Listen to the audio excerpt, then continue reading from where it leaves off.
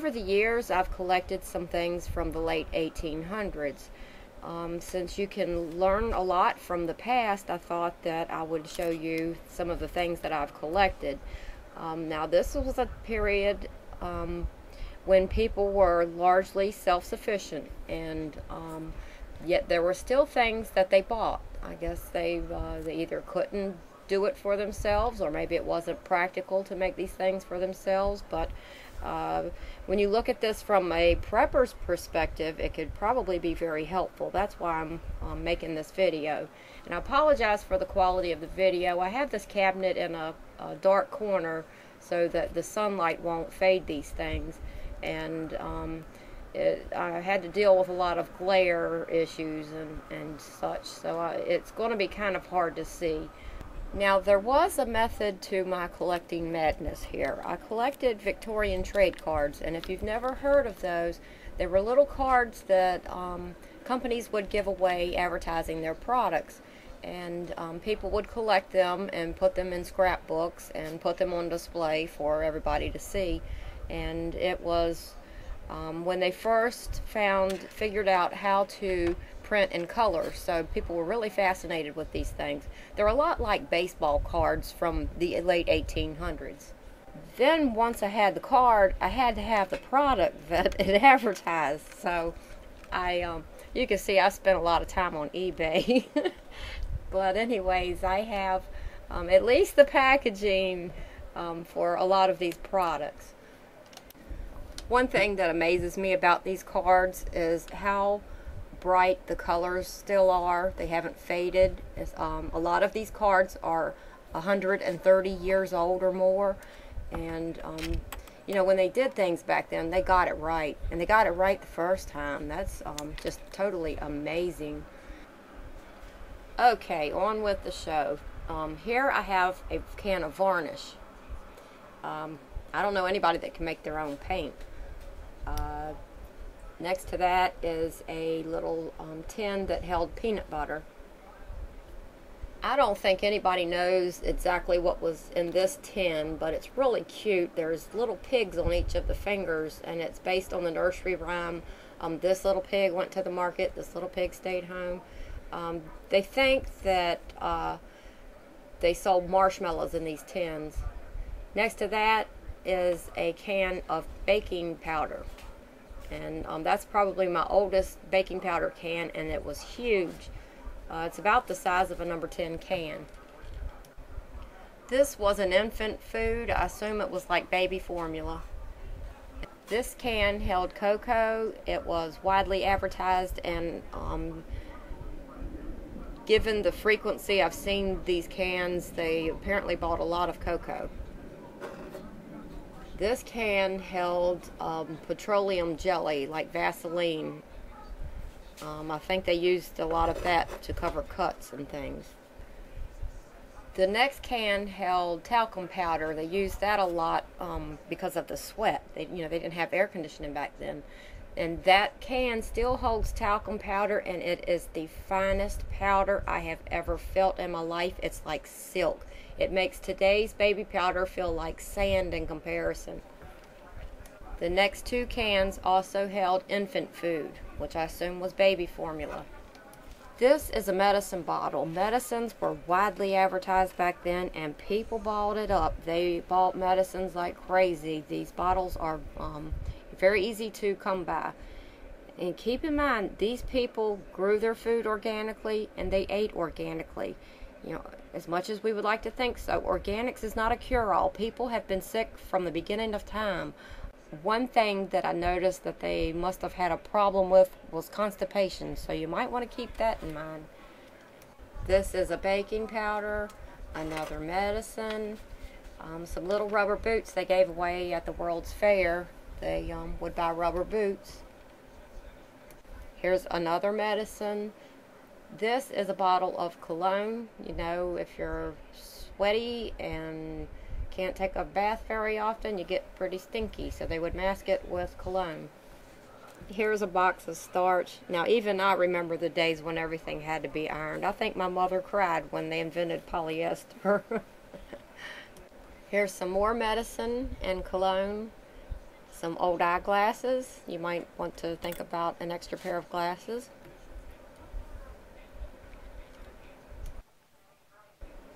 Another medicine. This one claimed to cure everything from constipation to diabetes. Here's more starch, and in front of that are some jars of face powder. The girl still wanted to look good. And here's some tooth powder, which was toothpaste. Below that is a can of Bonami cleaner. I believe that's still sold today. Here's some more glasses. I believe these are from around the 1880s. The glass in these eyeglasses are amazingly clear. It's much more clear than the glass we have today. Just amazing how they got things right back then. These are from around the 1850s. This was basically a coupon that you could use to buy a box of starch. This is washing powder that they use to wash their clothes with. And the shocking thing here is the size of these boxes. These aren't samples. These are actual full-size boxes of washing powder. And they're still full of washing powder, and they still smell like soap. I have more medicine and baking powder bottle, and this is kind of funny. This is a little sample can that they would give away at the World's Fair for corned beef, which basically this is spam from the 1800s. They actually bought soap back then. They didn't make it all themselves. The one on the bottom is the older one. Look at the size of that bar. The one on top of it is more like the size that we have today. The bottom one, I only have the wrapper for that, but the top bar of soap, that's actually a 100-year-old bar of soap. This is stove polish. I had to cover that with plastic because there's holes in the package and it was spilling out, but I used a little bit on a rusty old cast iron stove I have. It cleans the rust off like you wouldn't believe. You've heard of Carter's Little Pills? Well, I've got them. Medicine bottle in the corner cures worms in children. This little bottle is probably the most valuable thing in that whole case. It was a bottle of Menen's Corn Killer, and it came from Menen's Pharmacy. It was the very beginning of Menen's. And corns seemed to be a big problem with people back then, so you might want to think about keeping something on hand to take care of corns on your feet. There's a bottle of glue, another medicine, another baking powder, some little boxes of pills, a shoe polish, and here's some more pills. This bottle was sold on the trains. There were horehound troches. When I was a child, anytime I had a sore throat or a skinned knee, my grandmother would make me take a horehound troche. They advertised on paper dolls. They bought mustard and face cream. This was used to iron ruffles in the clothing. They would heat the bottom plate and then roll the top iron across the clothing. Now this had to be one of the biggest scams of all time, second to Al Gore. This was an electric hairbrush. They were sold right as they came out with electricity, and people didn't understand what electricity really was. Well, this man claimed that this electric hairbrush would pretty much cure everything that ailed you, that it had electrical powers. And he would include a small compass with each one of his products to prove that it had electrical powers. If you held the compass near the brush, the compass would spin. Turns out there's a magnet in the handle of these brushes. He also sold an electric flesh brush that you could brush all over your body, and an electric button hook that doubled as a curling iron. I have more baking powders and another medicine bottle. Another shoe polish and more baking powder. And that's another shoe polish to the right of it in that glass. Here's an ad for a carpet sweeper. Anybody thought about what your carpets will look like without electricity?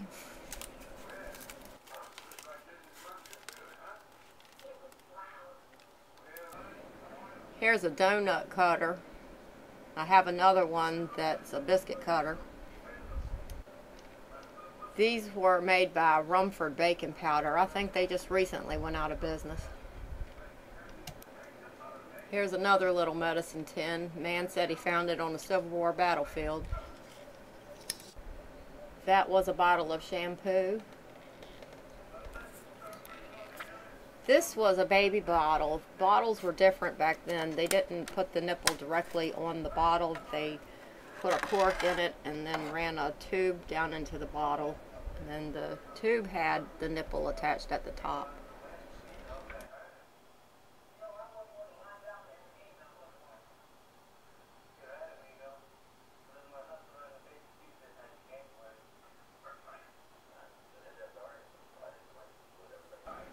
This was an even older baby bottle. A lot of babies died because of these bottles. They were so hard to clean. This was a baby spoon that advertised the lactated food. The word lactated food is inscribed in the cup of the spoon. It's sterling silver.